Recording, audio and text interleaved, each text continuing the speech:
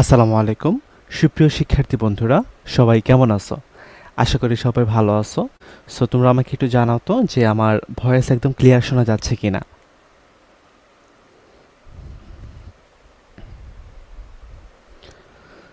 আচ্ছা, হ্যাঁ, অনেকে সালাম দিচ্ছ। ওয়ালাইকুম সালাম ভাইয়া। হ্যাঁ, আমি ভালো আছি, তোমরা কেমন আছো? আচ্ছা, তো আমরা আর 1-2 মিনিটের মধ্যে ক্লাসগুলো শুরু করে দিব, মানে ক্লাসটা শুরু করে দিব। সো তোমরা তোমাদের ফ্রেন্ডদেরকে একটু মেনশন করে জানিয়ে দাও এর মধ্যে।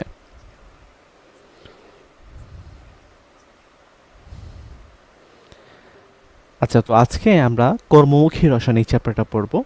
সো আমি ট্রাই করব তোমাদের শর্ট সিলেবাসের মধ্যে, মানে পরীক্ষাতে আসার মতো যা যা লাগে মোটামুটি সব কিছু কভার করে দেওয়ার। আচ্ছা,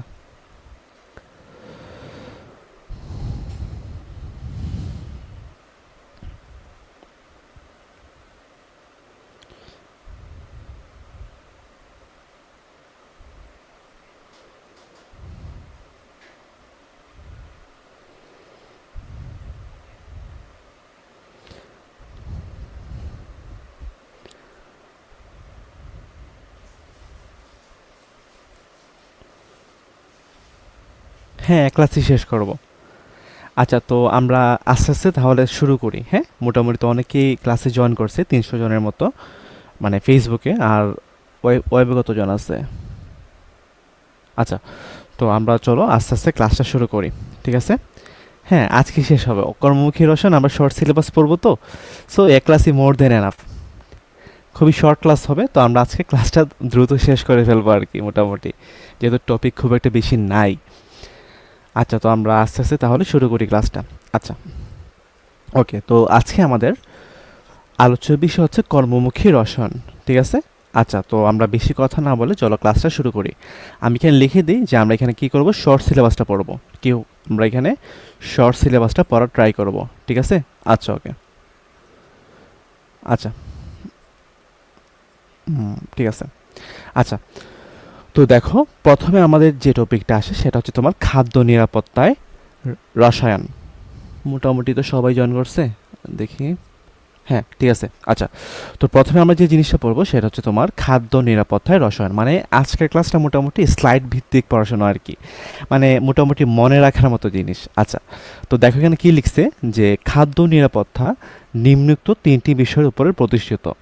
একটা হচ্ছে তোমার পর্যাপ্ত খাদ্য প্রাপ্তি, তারপর হচ্ছে তোমার খাদ্য গ্রহণের সামর্থ্য, আর 3 নম্বর অপশনটা হচ্ছে তোমার খাদ্যের সঠিক ব্যবহার। এটা ছিল তোমার খাদ্যের নিরাপত্তা, মানে এই বিষয়গুলোর উপর প্রতিষ্ঠিত হয়। আচ্ছা, আর এখানে কি বলছে যে খাদ্য নষ্ট হওয়ার প্রধান কারণগুলো কি কি।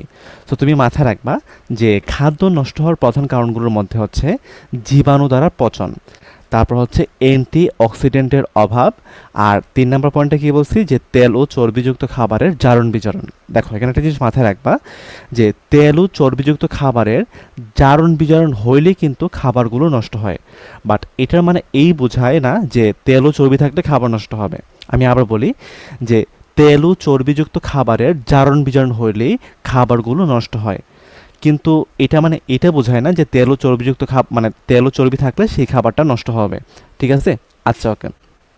ওকে, তারপর এখানে দেখো কি বলে দিচ্ছে, যে খাদ্য নষ্ট হওয়ার সহায়ক উপাদানগুলো। দেখো এগুলো ছিল তোমার প্রধান কারণ ছিল, আর এগুলো কি ভাবে, এগুলো হচ্ছে তোমার সহায়ক উপাদান। তো সহায়ক উপাদানগুলো কি কি? খাদ্যের উপাদান, তারপর হচ্ছে আর্দ্রতা, তাপ, অক্সিজেন, ঠিক আছে? এখান থেকে কিন্তু এমসিকিউ আসে। আচ্ছা, তো আর্দ্রতা। সো তুমি আমাকে বলো তো ভাইয়া, যে আর্দ্রতা মানে কি? তো তুমি মাথায় রাখবা যে যেখানে আর্দ্রতা সেখানে কি আছে, জলীয় পরিবেশ আছে। আর্দ্রতা মানে কি? আর্দ্রতা মানে হচ্ছে জলীয় পরিবেশ। আর্দ্রতা মানে হচ্ছে জলীয় পরিবেশ। আর তুমি মাথায় রাখবা যে জলীয় পরিবেশে অণুজীব বংশবৃদ্ধি করতে পারে। জলীয় পরিবেশে অণুজীব বংশবৃদ্ধি করতে পারে। আর অণুজীব যদি বংশবৃদ্ধি করে তখন সে কী হয়, তখন খাদ্য নষ্ট হয়, তখন খাদ্য নষ্ট হয়, ঠিক আছে? আচ্ছা, ওকে। আমি আবার বলি, দেখো, যে আর্দ্রতা মানে কি? আর্দ্রতা মানে হচ্ছে জলীয় পরিবেশ। তো তুমি সবসময় মাথায় রাখবা যে জলীয় পরিবেশে অণুজীব বংশবৃদ্ধি করতে পারে। আর অণুজীব বংশবৃদ্ধি করতে পারে মানে সেই খাদ্যটা অবশ্যই নষ্ট হবে। ঠিক আছে? আচ্ছা ওকে, তো চলো আমরা একটু নেক্সট পেজে যাই। ওকে, তো দেখো যে এখানে কি বলছে যে নিচের কোনটি খাদ্যদ্রব্য পচনের অন্যতম সহায়ক। দেখো এটা কিন্তু অনেকবার পরীক্ষাতে আসে, যেমন জগন্নাথ আসে 24-25-এ, খুলনাতে আসে 24-25-এ, আবার দেখো এগ্রিতে আসছিল 18-19 সালে। সো দেখো তো ভাইয়া যে আমার খাদ্যদ্রব্য পচনের অন্যতম সহায়কগুলো কী কী ছিল? খাদ্যের উপাদান ছিল, আর্দ্রতা ছিল, তাপ ছিল, অক্সিজেন ছিল। তাহলে দেখো যেখানে আমার কোন অপশনটা ম্যাচ করে, দেখো এখানে কিন্তু আমার সি নাম্বার অপশনটা ম্যাচ করে। তো যেহেতু সি নাম্বার অপশনটা ম্যাচ করে তাহলে এখানে আনসার কোনটা হবে? আনসার কিন্তু এখানের মধ্যে সি হবে। আনসার এখানে সি হবে। ওকে, আচ্ছা এখন বলছে যে খাদ্যদ্রব্য পচনের জন্য দায়ী নয় কোনটি। কি বলছে? দায়ী নয় কোনটি। দেখো তো প্রথম অপশনটা কি বলছে ভাইয়া বলতো? যে চর্বির উপস্থিতি। সো তুমি আমাকে বলো তো ভাইয়া যে চর্বির উপস্থিতি থাকলে কি খাদ্য নষ্ট হবে? না। চর্বির যদি জারণ বিজারণ হয়, চর্বির যদি জারণ বিজারণ হয় তখনই খাদ্য নষ্ট হবে। সো চর্বি থাকলে কিন্তু খাবার নষ্ট হবে না, চর্বির জারণ বিজারণ হলেই কিন্তু তখন খাবারটা নষ্ট হবে। সো দেখো তো ভাইয়া যে আমার চর্বির উপস্থিতি কি খাদ্যদ্রব্য পচনের জন্য দায়ী? না, পচনের জন্য দায়ী না। তাহলে এখানে আনসার কি? এ হবে। আচ্ছা ওকে, দায়ী নয় কোনটি বলছে। দেখো তো দেখো তো ভাইয়া যে খাদ্যের জারণ কি খাদ্যদ্রব্য পচনের জন্য দায়ী। আবার অ্যান্টিঅক্সিডেন্টের অভাব, দেখো অ্যান্টিঅক্সিডেন্টের অভাব থাকলে কি হয়? অ্যান্টিঅক্সিডেন্টের অভাব থাকলে কিন্তু খাদ্য নষ্ট হয়। তাহলে কিন্তু আমার এটাও কিন্তু দায়ী। বাট দেখো এখানে কি বলছে? D number option sodium benzoate বলছে। সো সোডিয়াম বেনজয়েড কি এখানে কোথাও আছে? সোডিয়াম বেনজয়েড কিন্তু এখানে কোথাও নাই। তাহলে আমার ডি নাম্বার যেটা আছে ডি নাম্বার কিন্তু আনসার হবে। মানে খাদ্যদ্রব্য পচনের জন্য দায়ী নয় কোনটি? চর্বির উপস্থিতি এবং সোডিয়াম বেনজয়েড। খাদ্যের জারণ এবং অ্যান্টিঅক্সিডেন্টের অভাবের ফলে খাদ্য পচন হয়। বা আমার প্রশ্ন চাইছে যে খাদ্য দ্রব্য পচনের জন্য দায়ী নয় কোনটি। সো দায়ী নয় কোনটি কোনটি হবে? এ হবে এবং ডি হবে। ঠিক আছে? আচ্ছা ওকে ওকে, তো চলো আমরা একটু নেক্সট পেজে যাই। ঠিক আছে? ওকে আচ্ছা এখন আসি আমরা খাদ্য সংরক্ষক বা ফুড প্রিজারভেটিভস, মানে খাদ্য সংরক্ষককে আমরা ফুড প্রিজারভেটিভস বলি। আচ্ছা তো খাদ্য সংরক্ষককে আমরা দুই ভাগে ভাগ করি। একটা হচ্ছে তোমার প্রাকৃতিক খাদ্য সংরক্ষক আর আরেকটা হচ্ছে তোমার কৃত্রিম খাদ্য সংরক্ষক। সো আমরা নেক্সট স্লাইডগুলোতে এই যে প্রাকৃতিক খাদ্য সংরক্ষক এবং কৃত্রিম খাদ্য সংরক্ষক আছে এইগুলো আমরা এক্সাম্পলগুলো পড়া ট্রাই করব। সো এইগুলোর এক্সাম্পল থেকে কিন্তু অনেক বেশি পরিমাণে কোয়েশন পরীক্ষাতে আসে। ঠিক আছে? আচ্ছা ওকে, কোনটা দাগাবো না, আমি অপশনে দুইটাই রাখছি। এটা কিন্তু মানে ভার্সিতে আসা কোয়েশন না, আমি ইচ্ছা করি অপশনে দুইটা রাখছি আর কি, যেন তোমাদের এক প্রশ্নের মাধ্যমে দুইটা জিনিস সলভ করানো যায় আর কি। আচ্ছা ওকে দেখো, সো আমরা দেখি এখন প্রাকৃতিক খাদ্য সংরক্ষক। আচ্ছা তো প্রাকৃতিক খাদ্য সংরক্ষক কোনগুলো ভাইয়া বলতো? যেগুলো আমরা প্রকৃতিতে ইজিলি পাই। যেমন দেখো লবণ। সো লবণ হচ্ছে আমরা জানি সোডিয়াম ক্লোরাইড। সো লবণ দিয়ে খাদ্য সংরক্ষণের পদ্ধতিকে আমরা কি বলি? পদ্ধতিকে আমরা বলি কিউরিং বলি। এটা কিন্তু একটু মাথায় রাখবা। ঠিক আছে? আচ্ছা তারপর আসে ভিনেগার। সো ভিনেগার মানে কি? ভিনেগার মানে হচ্ছে ইথানোয়িক অ্যাসিডের অথবা ইথানোয়িক অ্যাসিডকে আমরা বলি acetic acid. So acetic acid মানে কীভাবে বলো তো? যে CH3COOH এর 6 থেকে 10% জলীয় দ্রবণকে আমরা ভিনেগার বলি। আর এখানে একটা জিনিস মাথায় রাখবা যে ভিনেগার হচ্ছে একটি পিকলিং এজেন্ট। ভিনেগার হচ্ছে একটি পিকলিং এজেন্ট। এটা একটু মাথায় রাখবে এই জিনিসগুলো। ওকে তারপর আসে আমরা চিনি। তো আমরা চিনি কী করি ভাইয়া বলো তো? যে চিনি আমরা অভিস্রবণ প্রক্রিয়ায় আমরা খাদ্যের জলীয় অংশ শুষে নেয়। চিনি কী করে? অভিস্রবণ প্রক্রিয়ায় খাদ্যের জলীয় অংশ শুষে নেয়। আর এখানে একটা জিনিস মাথায় রাখবা যে 60% ঘনমাত্রার চিনির উৎকৃষ্ট মানের খাদ্য সংরক্ষক। মানে 60% ঘনমাত্রা চিনি কী ভাইয়া বলতো? উৎকৃষ্ট মানের খাদ্য সংরক্ষক।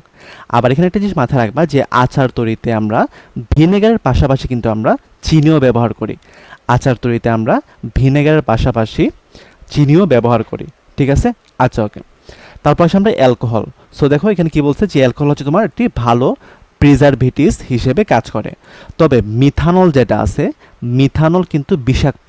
সো এখন আমরা যদি খাদ্যের মধ্যে বিষাক্ত জিনিস রাখি তো খাবার কি তোমার বিষাক্ত হয়ে যাবে না?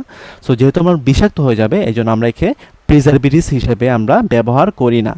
মানে আমরা মোটামুটি সব অ্যালকোহলকে মানে ভালো প্রিজারভেটিভস হিসেবে বলতে পারি, বাট মিথানল যেহেতু বিষাক্ত এই জন্য আমরা এটাকে প্রিজারভেটিভস হিসেবে ব্যবহার করি না। তারপর আসে আমরা সরিষা তেল। তো সরিষা তেল কী করে ভাইয়া বলো তো? অনার্দ্র পরিবেশের মাধ্যমে ব্যাকটেরিয়ার বংশবৃদ্ধি বাধা প্রদান করে। তারপর এখানে মাথায় রাখবা যে মশলাযুক্ত আচারে কিন্তু আমরা সরিষা তেল ইউজ করি। সো আমি এই যে স্লাইডের মধ্যে যেসব জিনিসগুলো লিখছি এগুলো তোমরা একটু টানা মুখস্থ রাখবা, হ্যাঁ? এখান থেকে কিন্তু অনেক বেশি পরিমাণ প্রশ্ন পরীক্ষাতে আসে। আচ্ছা, ওকে, ঠিক আছে। তো চলো আমরা এখন একটু নেক্সট পেজে ঢুকি। ওকে, তো দেখো এখানে কি বলছে যে প্রাকৃতিক ফুড প্রিজারভেটিভ হিসেবে ব্যবহৃত হয় কোনটি? দেখো এখানে বলছে citric acid, mustard oil, nitrate salt, benzoic acid. আচ্ছা, তো মাস্টার্ড অয়েল মানে কীভাবে বলো তো? মাস্টার্ড অয়েল মানে হচ্ছে তোমার সরিষা তেল। মাস্টার্ড অয়েল মানে কি? মাস্টার্ড অয়েল মানে হচ্ছে সরিষা তেল। আর সরিষা তেল কীভাবে বলো তো? প্রাকৃতিক ফুড প্রিজারভেটিভ। তাহলে এখানে আনসার কোনটা হবে? আনসার হবে কিন্তু বি। আনসার এখানে কোনটা হবে? আনসার এখানের মধ্যে বি হবে, ঠিক আছে? আচ্ছা, ওকে।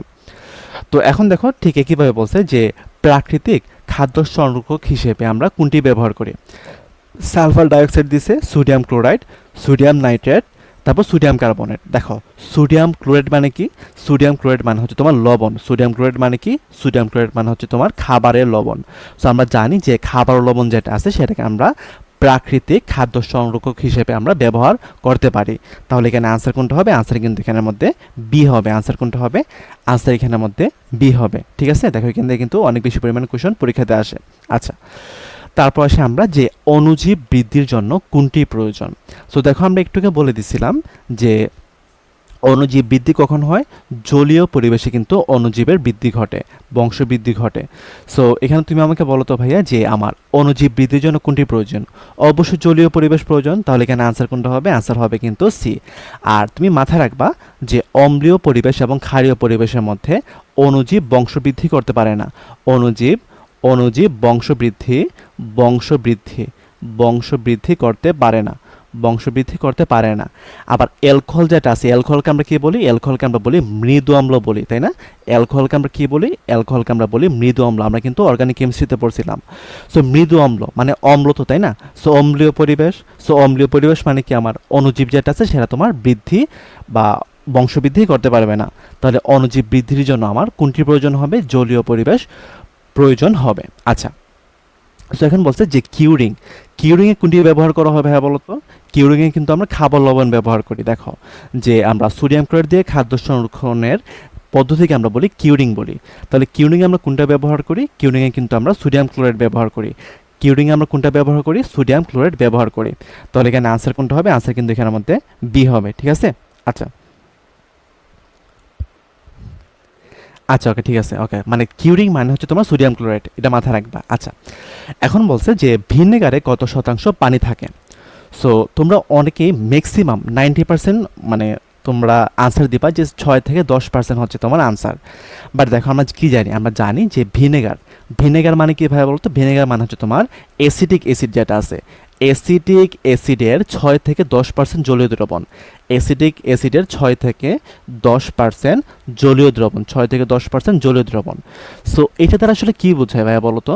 এটা দ্বারা আসলে বোঝায় যে 6 থেকে 10% হচ্ছে আমার CH3 COOH এর পরিমাণ। আমি বুঝাই তোমাদেরকে যে CH3 COOH হচ্ছে তোমার এখানের মধ্যে কতটুকু? 6 থেকে 10%, 6 থেকে 10%। তাহলে 100%, তাই না? তো 100-র মধ্যে বাকি 90 থেকে 94% যেটা আছে সেটা কিসের পরিমাণ হবে? সেটা হবে তোমার জলীয় বা পানির পরিমাণ। সেটা কিসের পরিমাণ হবে? পানির পরিমাণ হবে। সো ভিনেগারের মধ্যে পানি কতটুকু থাকে? পানি কিন্তু থাকে 90 থেকে 94% থাকে। আর CH3COOH বা ইথানোয়িক অ্যাসিড কতটুকু থাকে? ইথানোয়িক অ্যাসিড কিন্তু তোমার থাকে 6 থেকে 10%। সো এখানে কিন্তু আমাদের ভুল করা যাবে না। তাহলে এখানে আনসার কোনটা হবে? আনসার কিন্তু এখানে হবে বি, যেহেতু এখানে আমার পানি বলছে। বা যদি বলতো যে ভিনেগারের মধ্যে কতটুকু অ্যাসিড থাকে, তখন আমরা কোনটা আনসার দিতাম? তখন আমরা আনসার দিতাম যে 6 থেকে 10%। তাহলে এখানে আনসার কোনটা হবে? আনসার হবে কিন্তু এখানের মধ্যে বি, ঠিক আছে? আচ্ছা, ওকে ওকে এখন দেখো কি বলছে যে খাদ্যের পচন ঘটার কারণ কি। আচ্ছা, এটা যাবি 23-24 আসছিল, আবার 19-20 আসে, মানে রিপিট করছে আর কি। সো প্রথম প্রশ্নটা বলছে যে খাদ্যে পানি থাকা। তুমি আমাকে বলো যে খাদ্য যদি পানি থাকা মানে কি? পানি থাকা মানে হচ্ছে তোমার জলীয় পরিবেশ। পানি থাকা মানে কি? জলীয় পরিবেশ। আর জলীয় পরিবেশে কি করে? জলীয় পরিবেশে কিন্তু অণুজীব বংশবৃদ্ধি করে।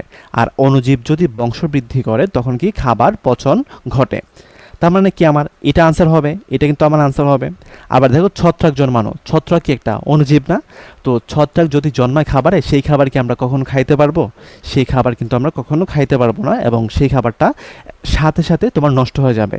তাহলে এটা কিন্তু আমার খাদ্যের পচন ঘটার কারণ। বাট আমরা যদি তাপমাত্রা 45 ডিগ্রি সেন্টিগ্রেডের চেয়ে বেশি রাখি, তখন কিন্তু খাবার নষ্ট হবে না। যেমন দেখো যে আমরা যখন গরমের দিন আসে বা শীতের দিন আসে, আমরা কিন্তু খাবারগুলোকে কী করি, গরম করে রাখি। সো গরম করে আমরা কেন রাখি ভাইয়া বলো তো? আমরা গরম করে রাখি যেন আমার অণুজীবগুলো যেগুলো আছে সেগুলো কিন্তু নষ্ট হয়ে যায়। মানে তুমি দেখবা যে আমাদের মানে খাবারগুলো আমরা কিছুক্ষণ পরপর গরম করি। গরম কেন করি? কারণ গরম করলে কি হয়, অণুজীবগুলো নষ্ট হয়ে যায়। এবং আমরা যখন গরম করি তখন আমাদের তাপমাত্রা কতটুকু থাকে? অবশ্যই তোমার 90 থেকে 100 ডিগ্রি থাকে বা 80 ডিগ্রি থাকে। তাহলে দেখো যে তাপমাত্রা 45 ডিগ্রি সেন্টিগ্রেডের চেয়ে বেশি থাকলে কিন্তু খাদ্যের পচন ঘটে না, বরং খাদ্যে থাকা অণুজীবগুলো নষ্ট হয়ে যায়। তাহলে এখানে আনসার কোনটা হবে? আনসার কিন্তু তোমার এ হবে, মানে 1 এবং 2 হবে। 1 এবং 2 হবে, ঠিক আছে? আচ্ছা, ওকে। তারপর আসি আমরা এখানের মধ্যে যে কৃত্রিম খাদ্য সংরক্ষক। এখন আমরা দেখব যে কৃত্রিম খাদ্য সংরক্ষক, ঠিক আছে? আচ্ছা, তো এখানে কৃত্রিম খাদ্য সংরক্ষককে আমরা 3 ভাগে ভাগ করি। একটা হচ্ছে তোমার অ্যান্টি মাইক্রোবায়াল এজেন্ট, আরেকটা হচ্ছে তোমার অ্যান্টি অক্সিডেন্ট এজেন্ট, আরেকটা হচ্ছে তোমার কিলিটিং এজেন্ট। সো এই যে আমি জিনিসগুলো লিখে দিছি, এই জিনিসগুলো কিন্তু একদম তোমার টানা মুখস্থ করবা, ঠিক আছে? টানা মুখস্থ করবা, কারণ এখান থেকে কিন্তু প্রচুর পরিমাণে কোয়েশ্চেন পরীক্ষাতে আসে। সো তুমি মাথায় রাখবা যে অ্যান্টি মাইক্রোবায়াল এজেন্ট কোনগুলা। সো তুমি যেখানেই বেনজো ওয়ার্ডটা দেখবা, যেখানে তুমি বেনজো ওয়ার্ডটা দেখবা, সেগুলো কীভাবে বলতো? সেগুলো হচ্ছে তোমার অ্যান্টি মাইক্রোবায়াল এজেন্ট। মানে সোডিয়াম বেনজোয়েট, হ্যাঁ, সোডিয়াম বেনজোয়েট, তারপর হচ্ছে তোমার তারা একটা মিনিট, সোডিয়াম বেনজোয়েট, তারপর হচ্ছে তোমার বেনজোইক অ্যাসিড, হ্যাঁ, এগুলো হচ্ছে তোমার অ্যান্টি মাইক্রোবায়াল এজেন্ট। তারপর তুমি যেখানে সরবেট দেখবা, সরবেট মানে সেটা কি? সরবেট মানে হচ্ছে তোমার সেটা অ্যান্টি মাইক্রোবায়াল এজেন্ট। আবার তুমি যখনই নাইট্রেট অথবা নাইট্রেট দেখবা, তখন সেটাও কি? সেটা হচ্ছে তোমার অ্যান্টি মাইক্রোবায়াল এজেন্ট। তারপর সালফাইড, তারপর বাইসালফাইড, হ্যাঁ, এগুলো সবগুলো কি? Anti microbial agent. এগুলো একটু মাথায় রাখবা। মানে তুমি কি কি মাথায় রাখবা? যে বেনজো, তারপর সরবেট, তারপর হচ্ছে তোমার সালফাইড, বাইসালফাইড, আর হচ্ছে তোমার নাইট্রেট। এই জিনিসগুলো থাকলে সেগুলো কি? Anti microbial agent. ওকে, এখন এসে আমরা, ভালো করে দেখা যাচ্ছে না? ভালো করে দেখা যাচ্ছে না? আচ্ছা, তাহলে দেখি, আমি একটু বড় করে দেখি।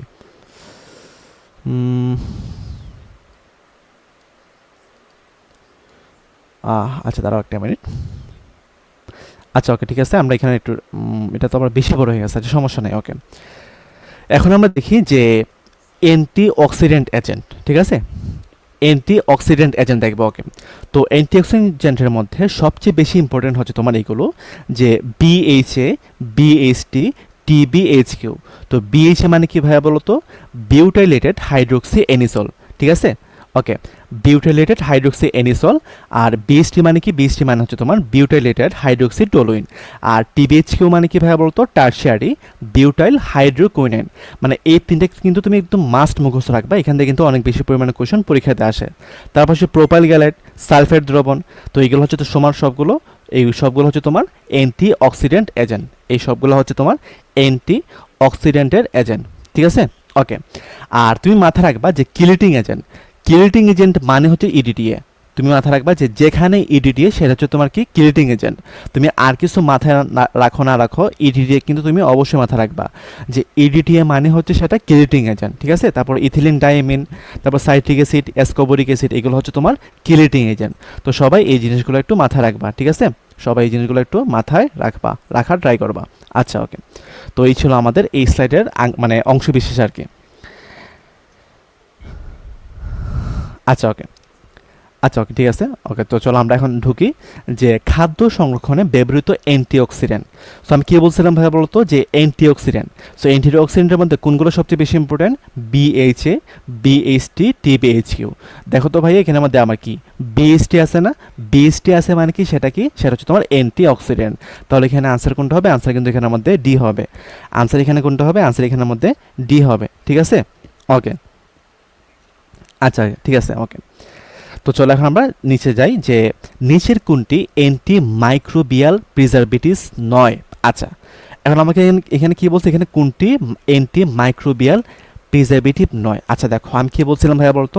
যে বাইসালফাইড, বাইসালফাইড অথবা নাইট্রেট এগুলো থাকা মানেই সেটা কি অ্যান্টি মাইক্রোবায়াল এজেন্ট। বাট দেখো তো ভাইয়া যে আমার অ্যান্টি মাইক্রোবিয়াল এজেন্টের মধ্যে কি কোথাও ফরমালিন ছিল? কোথাও কিন্তু ফরমালিন ছিল না।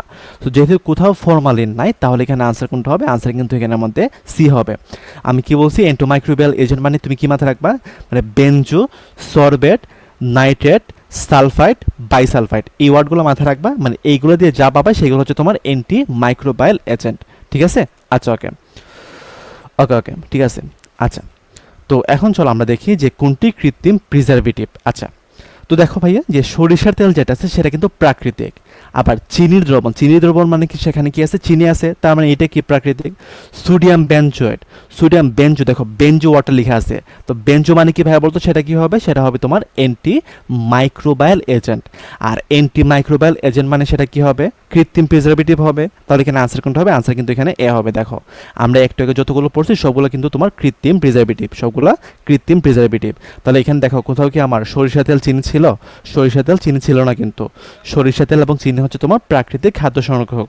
তাহলে এখানে আনসার কোনটা হবে? আনসার কিন্তু এখানের মধ্যে এ হবে। ঠিক আছে? আচ্ছা ওকে আচ্ছা ওকে এখন আসি আমরা যে নিচের কোনটি অ্যান্টি অক্সিডেন্ট নয়। আচ্ছা দেখো তো অ্যান্টি অক্সিডেন্ট নয় কোনগুলো ভাইয়া বলো তো? যে আমি বলে দিছিলাম যে অ্যান্টি অক্সিডেন্ট মানে তুমি সবসময় মাথায় রাখবে কোনগুলা? BHA, BHT, TBHQ. দেখো আমার অপশনের মধ্যে কিন্তু এই তিনটাই আছে, বিএইচএ আছে, বিএইচটি আছে, টিবিএইচকিউ আছে, তিনটে আছে এবং তিনটেই কিন্তু তোমার অ্যান্টি অক্সিডেন্ট। বাট এখানে আমার প্রশ্নে বলছে যে কোনটি অ্যান্টি অক্সিডেন্ট নয়। তাহলে এখানে আনসার কোনটা হবে? আনসার কিন্তু এখানের মধ্যে সি হবে। আনসার এখানে কোনটা হবে? আনসার এখানে কিন্তু সি হবে। ঠিক আছে?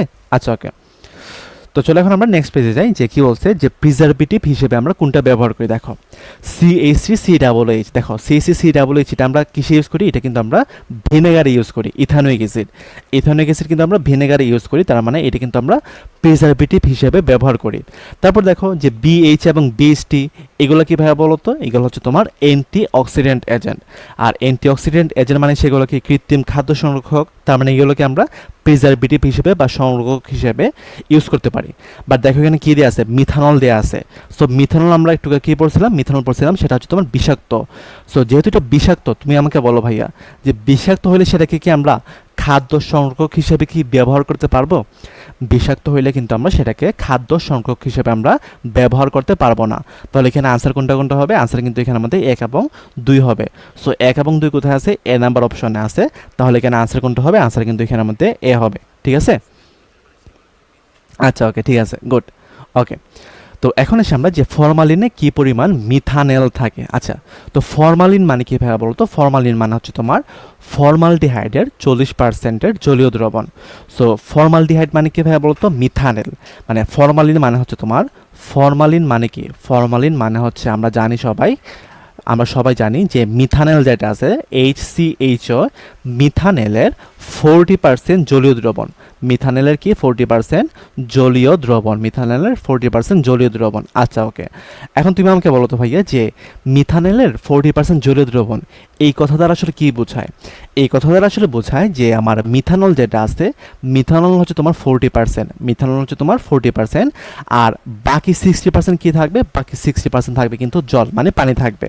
সো এখানে পানি কতটুকু থাকবে? পানি থাকবে তোমার 60%। সো আমরা এখানে চাইছি যে মিথানেল কতটুকু থাকে? মিথানেল, সো মিথানেল কতটুকু থাকে? 40% থাকে। তাহলে এখানে আনসার কোনটা হবে? আনসার কিন্তু এখানের মধ্যে সি হবে। আনসার এখানে কোনটা হবে? আনসার কিন্তু এখানের মধ্যে সি হবে। ঠিক আছে? আচ্ছা ওকে ওকে ওকে এখন আসি আমরা যে পরীক্ষাতে আসার মতো গুরুত্বপূর্ণ কিছু তথ্য। যেমন দেখো যে আমরা জুস শাকসবজিতে আমরা কোনগুলো ইউজ করি? সোডিয়াম সালফাইড ইউজ করি। তারপর দেখো পটাশিয়াম ম্যাটার ডাইসালফাইড আমরা এইগুলো ইউজ করি, এটা কিন্তু পরীক্ষাতে আসছিল। তারপর আমরা কৌটোজাতকরণে আমরা কোনটা ইউজ করি? সাইট্রিক অ্যাসিড ইউজ করি। রুটিতে আমরা কি ইউজ করি? রুটিতে আমরা ইউজ করি ক্যালসিয়াম প্রোপানয়েড ইউজ করি। কি ইউজ করি আমরা? ক্যালসিয়াম প্রোপানয়েড ইউজ করি। তারপর চিপস ছানাছড়িগুলোতে আমরা কি ইউজ করি? সোডিয়াম বেনজোয়েট ইউজ করি। ইলিশ মাছে আমরা কি ইউজ করি? ইলিশ মাছে কিন্তু আমরা সোডিয়াম ক্লোরাইড ইউজ করি। তারপর জেলি যেগুলো আছে, জেলিতে আমরা কি ইউজ করি? চিনি ইউজ করি। তারপর কোমল পানীয়তে আমরা কি ইউজ করি? কোমল পানীয়তে কিন্তু আমরা কার্বন ডাইঅক্সাইড ইউজ করি। সো এইগুলো কিন্তু একটু তোমার টানা মুখস্থ রাখবা কিন্তু, ঠিক আছে? তোমরা সবাই এই জিনিসগুলো টানা মুখস্থ রাখবা। আচ্ছা আচ্ছা ওকে তোমরা এই জিনিসগুলো একটু টানা মুখস্থ রাখবা, ঠিক আছে? আচ্ছা আই থিঙ্ক সবাই মোটামুটি দেখতে পারতেছো, না দেখতে পারলে বলো আমি একটু জুম করে দিই। আচ্ছা, তো আজকের ক্লাসটা হচ্ছে তোমার মোটামুটি ইনফরমেটিভ আর কি, মানে আমাদের মনে রাখতে হয়।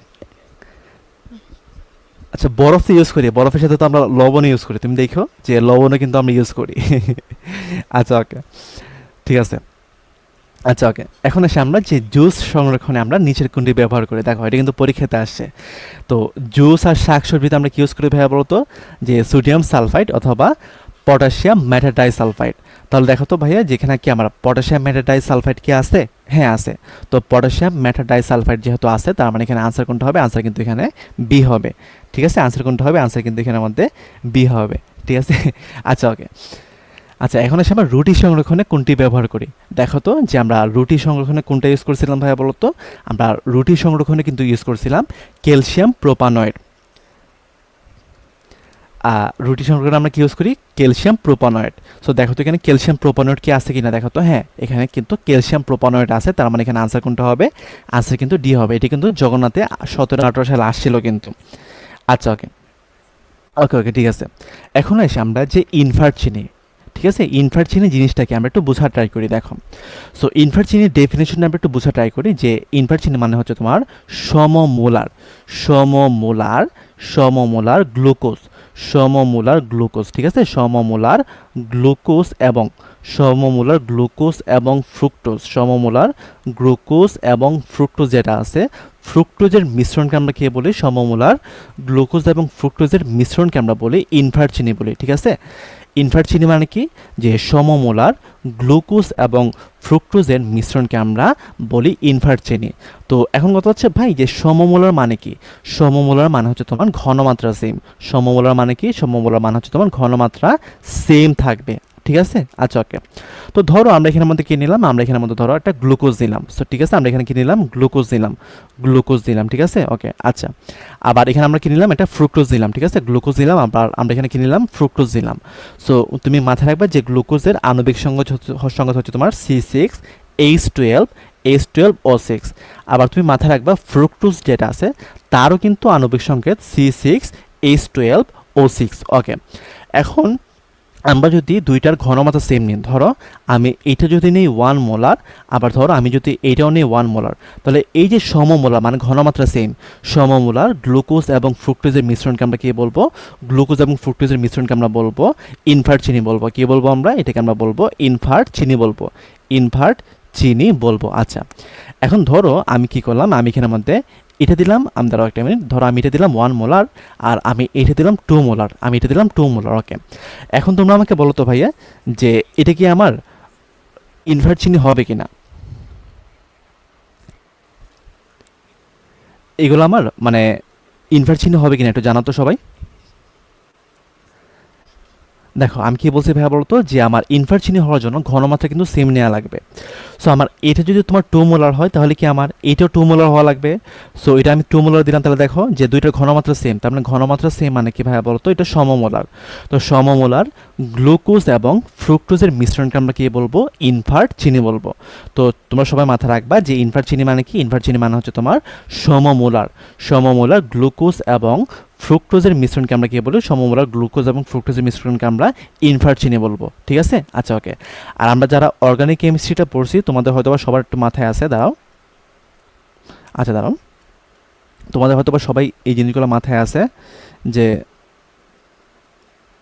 যে আমরা সবাই জানি যে আমরা যদি অ্যালকোহলকে জারণ করি, আমরা যদি অ্যালকোহলকে জারণ করি তাহলে কি হয়, অ্যালকোহলকে জারণ করলে, অ্যালকোহলকে জারণ করলে আমরা কি পাই, অ্যালকোহলকে জারণ করলে কিন্তু আমরা অ্যালডিহাইড পাই, অ্যালডিহাইড অথবা কিটোন পাই, অ্যালডিহাইড অথবা অ্যালডিহাইড অথবা কিটোন পাই, তাই না, অ্যালডিহাইড অথবা কিটোন পাই। আচ্ছা, আবার অ্যালডিহাইড অথবা কিটোনকে যদি আমরা জারিত করি, তখন সেখানে কি পাবো, তখন সেখানে আমরা জৈব অ্যাসিড পাবো। কি পাবো সেখানে আমরা পাবো জৈব অ্যাসিড, তাই না। আমরা সবাই মোটামুটি এই জিনিসগুলো পড়ে আসছি অর্গানিকের মধ্যে। আচ্ছা, তো তুমি মাথায় রাখবা যে আমরা যখন অ্যালকোহলকে যখন আমরা তীব্র জারণ করব, অ্যালকোহলকে যখন আমরা তীব্র জারণ করব, তখন সেখান থেকে আমরা কী পাবো, তখন সেখান থেকে আমরা অ্যালডিহাইড কিটোন না পেয়ে আমরা সরাসরি সেখান থেকে জৈব অ্যাসিড পাবো। কী বলছি ভাইয়া বলো তো, কী বলছি, যে আমরা যখন অ্যালকোহলকে যখন আমরা তীব্র জারণ করব, তীব্র জারণ করব তখন সেখান থেকে আমরা জৈব অ্যাসিড পাবো, আমরা অ্যালডিহাইড অথবা কিটোন পাবো না। বা যদি আমরা তাকে নর্মাল জারণ করি তখন সেখান থেকে কিন্তু আমরা অ্যালডিহাইড অথবা কিটোন পাবো। আবার অ্যালডিহাইড অথবা কিটোনকে জারণ করলে আমরা কী পাবো? জৈব অ্যাসিড পাবো। বাট আমরা যদি অ্যালকোহলকে তীব্র জারণ করি তখন সেখান থেকে আমরা জৈব অ্যাসিড পাবো। তো আমরা জানি সবাই মোটামুটি এই জিনিসগুলো, মানে আমরা অর্গানিক এই জিনিসগুলো কিন্তু পড়ে আসছি, ঠিক আছে? আচ্ছা ওকে ওকে আচ্ছা ওকে ঠিক আছে। এখন আমরা দেখব যে আখ এবং খেজুরের রস থেকে মল্ট ভিনেগার প্রস্তুতি, মানে আমরা আখ অথবা খেজুরের রস থেকে আমরা কীভাবে ভিনেগার বানাবো। আচ্ছা, তো তুমি মাথায় রাখবা যে আখ অথবা খেজুর রস যেগুলো আছে সেগুলোর মধ্যে 16 থেকে 20% চিনি থাকে। তুমি মাথায় রাখবা যে আখ অথবা খেজুরের মধ্যে কি থাকে? 16 থেকে 20% কি থাকে? 16 থেকে 20% চিনি থাকে। 16 থেকে 20% কি থাকে? চিনি থাকে। আর চিনির সঙ্গে তো আমরা মোটামুটি সবাই জানি যে Ca12 H22 তাই না? ওকে, আবার চিনিকে আমরা কি বলি? চিনিকে কিন্তু আমরা সুক্রোজ বলি, তাই না? সুক্রোজ বলি, ঠিক আছে? আচ্ছা ওকে, তো আমরা কি করবো হ্যাঁ বলো তো? আমরা হচ্ছে তোমার আখ অথবা খেজুরের রস থেকে আমরা মল্ট ভিনেগার তৈরি করব, ঠিক আছে? আচ্ছা ওকে ওকে সো আমরা ধরো এখানে কি নিলাম? চিনি নিলাম, ওকে, মানে আখ অথবা খেজুর রস নিলাম। সো আখ অথবা খেজুর রস থাকা যে কথা, সেখানে চিনি থাকা একই কথা, সেখানে সুক্রোজ থাকা একই কথা। সো আমি এখানে কি নিলাম? যে Ca12H22O11 নিলাম, মানে আখ অথবা খেজুর রস নিলাম, ওকে। সো যখন আমরা এই আখ অথবা খেজুর রসের মতো যখন আমরা সেখানে ইনভার্টেস এনজাইম দিব, সেখানে যখন আমরা ইনভার্টেস এনজাইম দিব, তো তুমি আমাকে বলো সো ইনভার্টেস কি করবে? ইনভার্টেস তোমার ইনভার্ট চিনি তৈরি করবে। আমরা যখন খেজুর রস অথবা আখের মধ্যে যখন আমরা ইনভার্টেস এনজাইম দেব, সো ইনভার্টেস এনজাইম কী করবে ভাইয়া বলো তো? ইনভার্টেস এনজাইম তোমার ইনভার্ট চিনি তৈরি করবে। সো ইনভার্ট চিনি তৈরি করবে মানে সেখানে কি থাকবে? সেখানের মধ্যে তোমার এক অণু গ্লুকোজ থাকবে, এবং এক অণু ফ্রুক্টোজ থাকবে, এবং কি থাকবে? এক অণু ফ্রুক্টোজ থাকবে, তাই না? আচ্ছা ওকে, মানে নামের মধ্যে দেখো ইনভার্টেস এনজাইম কি করবে? ইনভার্ট চিনি তৈরি করবে। সো আমি ধরলাম প্রথমটাকে আমি কি ধরলাম? গ্লুকোজ, আর পরটাকে আমরা কি ধরলাম? পরটাকে আমরা ধরলাম ফ্রুক্টোজ ধরলাম, ঠিক আছে? আচ্ছা ওকে ওকে আচ্ছা ওকে ঠিক আছে। আচ্ছা ওকে, এখন দেখো ভাইয়া যে আমরা কি করব? এখন গ্লুকোজ এবং ফ্রুক্টোজের যে মিশ্রণটা আছে, তো আমরা এখানে যেহেতু দুইটা C6H12O6 আছে, সো আমরা এখানে লিখলাম যে 2C6H12O6 নিলাম, ওকে। এখন এই যে আমার গ্লুকোজ এবং ফ্রুক্টোজের মিশ্রণ আছে, আমি যদি সেখানের মধ্যে জাইমেস এনজাইম দিই, আমি কি করি? সেখানের মধ্যে যদি আমি সেখানে জাইমেস এনজাইম দিই, তখন সেখানে কি হবে? তখন সেখানে তোমার অ্যালকোহল উৎপন্ন হবে, মানে এখানে তোমার ইথানল উৎপন্ন হবে, CH3CH2OH উৎপন্ন হবে, অ্যালকোহল উৎপন্ন হবে, ওকে। আচ্ছা, এখন এই যে অ্যালকোহলটা উৎপন্ন হয়েছে, এই অ্যালকোহলের মধ্যে যদি আমরা কি করি? অ্যালকোহলের মধ্যে যদি আমরা এসিটোব্যাক্টর এনজাইম দিই, কি দিই আমরা? এসিটোব্যাক্টর, ঠিক আছে? এসিটোব্যাক্টর দেই, তো তখন কি হবে? তখন সেখানের মধ্যে আমার একটা অ্যাসিড উৎপন্ন হবে, কারণ দেখো এখানে কি আছে? এখানে কিন্তু একটা অ্যালকোহল আছে। আর এসিটোব্যাক্টর কি? এসিটোব্যাক্টর হচ্ছে তোমার তীব্র জারক। এসিটোব্যাক্টর হচ্ছে তোমার তীব্র জারক, ওকে।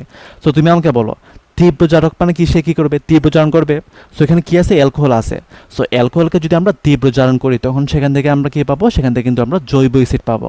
সো তুমি আমাকে বলো এখানে কার্বন কয়টা আছে? একটা দুইটা আছে, তার মানে আমরা উৎপাদে কত কার্বন বিশিষ্ট অ্যাসিড পাবো? অবশ্যই 2 কার্বন বিশিষ্ট অ্যাসিড পাবো। সো 2 কার্বন বিশিষ্ট অ্যাসিড কি ভাবে বলতো? CH3COOH, এবং এটাকে আমরা কি বলি? এটাকে আমরা বলি অ্যাসিটিক অ্যাসিড বা ইথানোয়িক অ্যাসিড বলি। কি বলি আমরা এটাকে? আমরা অ্যাসিটিক অ্যাসিড অথবা ইথানোয়িক অ্যাসিড বলি, ওকে। এখন এই যে আমার ইথানোয়িক অ্যাসিড উৎপন্ন হইলো, এইটার 6 থেকে 10%, এটা 6 থেকে 10% জলীয় দ্রবণকে আমরা কি বলবো? এটা 6 থেকে 10% জলীয় দ্রবণকে আমরা বলবো ভিনেগার। আমার এই যে অ্যাসিটিক অ্যাসিড বা ইথানোয়িক অ্যাসিড উৎপন্ন হয়েছে, এটার 6 থেকে 10% জলীয় দ্রবণকে আমরা বলবো ভিনেগার, ঠিক আছে? ওকে, তোমরা তো অযথা কমেন্ট করতেছো অনেকেই।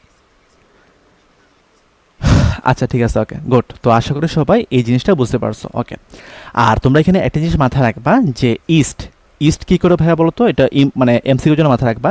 ইস্ট হচ্ছে তোমার ইনভার্টেস এবং জাইমেস এনজাইম তৈরি করে। ইস্ট কি করে? ইস্ট হচ্ছে তোমার ইনভার্টেস এবং জাইমেস এনজাইম তৈরি করে। আর ঠিক আছে, মোটামুটি তোমরা অনেকেই ক্লাসে আসো, সাবাস। আজকে কিন্তু ক্লাস থেকে স্টুডেন্ট একদমই কমতেছে না, সেরা বস বলা অনেক একটা। আচ্ছা ওকে, ঠিক আছে, ওকে। আচ্ছা ওকে, এখন দেখো কি বলছে যে ভিনেগারে কোনটি থাকে।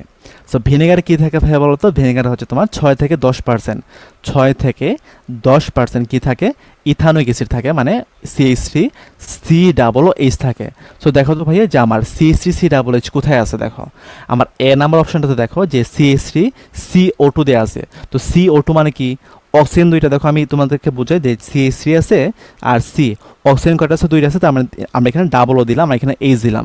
সো দেখো তো ভাইয়া যে 6 থেকে 10% ইথানোইক অ্যাসিডের জলীয় দ্রবণকে আমরা কী বলি? 6 থেকে 10% ইথানোইক অ্যাসিডের জলীয় দ্রবণকে আমরা বলি ভিনেগার। তাহলে এখানে আনসার কোনটা হবে? আনসার কিন্তু এখানের মধ্যে এ হবে। আনসার এখানে কোনটা হবে? আনসার কিন্তু এখানের মধ্যে এ হবে, ঠিক আছে? তো এখানে আমরা আনসারটা এ দাগাই দিলাম, ওকে। আচ্ছা ওকে, তাহলে আনসার এখানে কোনটা হবে? আনসার কিন্তু এখানের মধ্যে এ হবে। আচ্ছা ওকে, ওকে ওকে।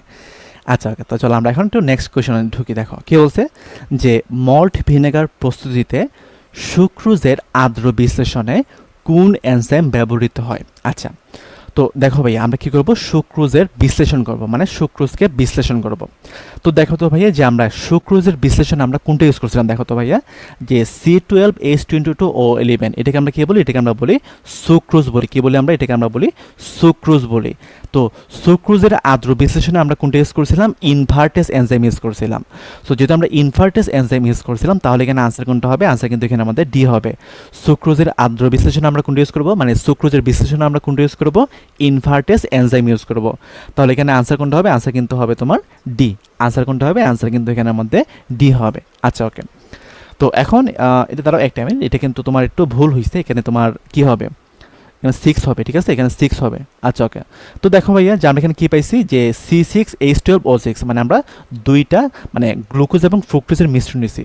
সো গ্লুকোজ এবং ফ্রুক্টোজের মিশ্রণের মাধ্যমে আমরা এখানে কী পাইছি? আমরা এখানের মধ্যে কিন্তু অ্যালকোহল পাইছি, কার্বন ডাইঅক্সাইড পাইছি। মানে আমি একটু আগে কিন্তু এই মানে আমার সাব প্রোডাক্ট যেগুলো আছে সেগুলোকে আমি লিখি নাই, মানে আমার যে মেইন যে জিনিসটা দরকার আমি শুধুমাত্র সেই জিনিসটাকে লিখছি। তাহলে দেখো যে আমি গ্লুকোজ এবং ফ্রুক্টোজের মিশ্রণকে যদি আমরা জাইমেস এনজাইম দিই, তো জাইমেস এনজাইম দিলে সেখানে কি উৎপন্ন হয়? সেখানে তোমার অ্যালকোহল উৎপন্ন হয়।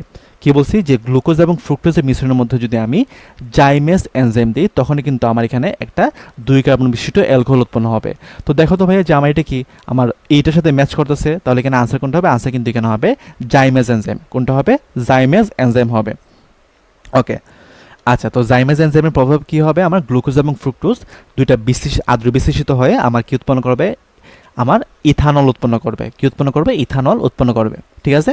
আচ্ছা ওকে, আচ্ছা ওকে, এখন এসে আমরা যে কোন এনজাইমের প্রভাবে গ্লুকোজ ও ফ্রুক্টোজ ইথানলে রূপান্তরিত হয়। আচ্ছা তোমরা আমাকে বলো ভাইয়া যে আমার গ্লুকোজ এবং ফ্রুক্টোজে কিসে পরিণত হয়েছে? ইথানলে পরিণত হয়েছে। সো দেখো তো ভাইয়া যে আমার ইথানলে কোথায় পরিণত হয়েছিল? দেখো যে আমার গ্লুকোজ এবং ফ্রুক্টোজ মানে দুইটা গ্লুকোজ এবং মানে দুইটা, এটা মানে কি আছে? এখানে একটা গ্লুকোজ আছে, একটা ফ্রুক্টোজ আছে।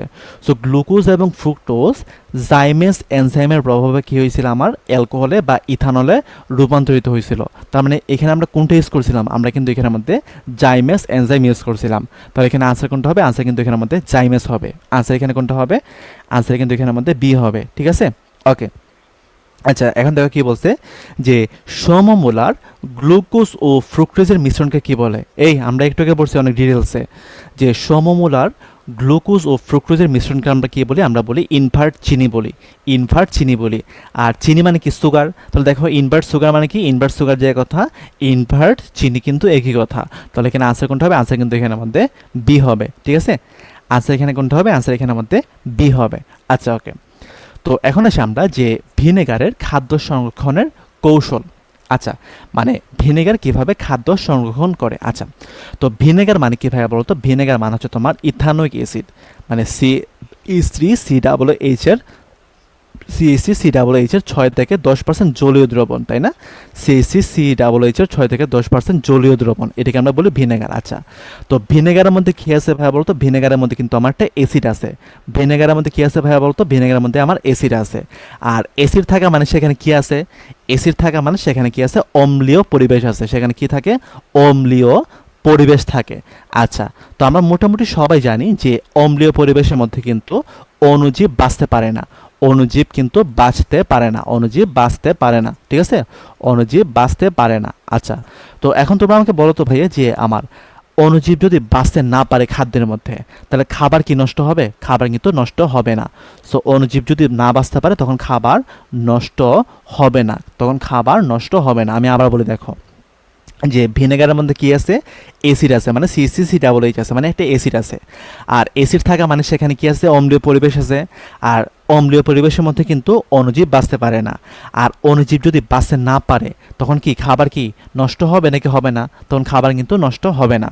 সো আশা করি মোটামুটি এই জিনিসটা আমরা বুঝতে পারছি। আচ্ছা, আবার তুমি আমাকে বলো তো যে আমার এই যে অ্যাসিডিক অ্যাসিড, সো অ্যাসিড কী করে ভাইয়া বলো তো? অ্যাসিড হচ্ছে তোমার প্রোটন ডোনেট করে। তো দেখো আমরা যদি এই যে অ্যাসিডটা আছে এই অ্যাসিডটাকে যদি নিই যে CH3CH, তো এটা যদি তোমার প্রোটন ত্যাগ করে তখন এখানে কী পাবো আমরা? এখানে বলতে পাবো আমরা অ্যাসিডেড আয়ন পাবো, অ্যাসিডেড আয়ন পাবো এবং এখানে কী পাবো আমরা? প্রোটন পাবো। আচ্ছা, সো এই যে প্রোটনটা আছে এই প্রোটনটা যদি তোমার জীবন্ত ব্যাকটেরিয়া যেটা আছে, জীবন্ত ব্যাকটেরিয়া মানে মুখোমুখি আসে বা জীবন্ত ব্যাকটেরিয়ার সংস্পর্শে আসে, তখন এই যে জীবন্ত ব্যাকটেরিয়াটা আছে না, এই জীবন্ত ব্যাকটেরিয়াটা কি হয়? সেটা তোমার মৃত ব্যাকটেরিয়াতে রূপান্তরিত হয়।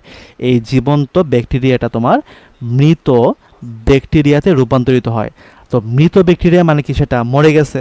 সো ব্যাকটেরিয়া যদি মরে যায় তখন কি খাবারের মধ্যে কি সে বংশবৃদ্ধি করতে পারবে? সে তো খাবারের মধ্যে বংশবৃদ্ধি করতে পারবে না। তো যেহেতু সে খাবারের মধ্যে বংশবৃদ্ধি করতে পারবে না তখন কি হবে ভাইয়া বলতো? খাবার পচবে না, খাবার পচবে না বা নষ্ট হবে না, তখন খাবার নষ্ট হবে না। মানে আমার খাদ্যদ্রব্য নষ্ট হওয়ার অন্যতম কারণ কি? অণুজীবগুলোর বংশবৃদ্ধি। সো আমি যদি এনিহাও অণুজীব অথবা ব্যাকটেরিয়াগুলোকে মেরে ফেলতে পারি তখন কি আমার খাবারগুলো নষ্ট হবে না? সো আই থিঙ্ক সবাই এই জিনিসটা বুঝতে পারছো, ঠিক আছে? ওকে, আচ্ছা, এখন তুমি একটা জিনিস মাথায় রাখবা যে আমার এই যে প্রোটনটা আছে না, এই প্রোটনটা কি করে? এই প্রোটনটা তোমার জীবন্ত ব্যাকটেরিয়া বা অণুজীবগুলোর অ্যাক্টিভ সাইট নষ্ট করে। কি করে ভাইয়া বলতো? সে কি করে? Active site. আচ্ছা আচ্ছা, আমি এখানে বাংলায় লিখে দিই যে অ্যাক্টিভ সাইট সে কি করে? নষ্ট করে দেয়। কী করে ভাইয়া বলতো? প্রোটন কী করে? প্রোটন তোমার জীবন্ত ব্যাকটেরিয়া যেগুলো আছে সেগুলোর অ্যাক্টিভ সাইট নষ্ট করে ফেলে।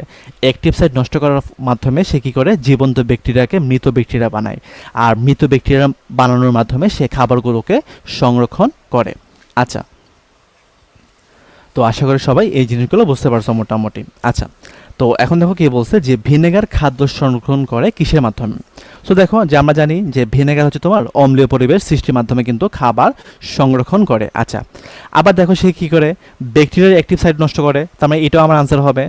এখন ভিনেগার কি কখনো কিলেটিং এজেন্ট হিসেবে কাজ করে? ভিনেগার তো কখনো কিলেটিং এজেন্ট হিসেবে কাজ করে না। আবার ভিনেগার কখনো কিন্তু খাদ্যের জারণ ঘটায় না।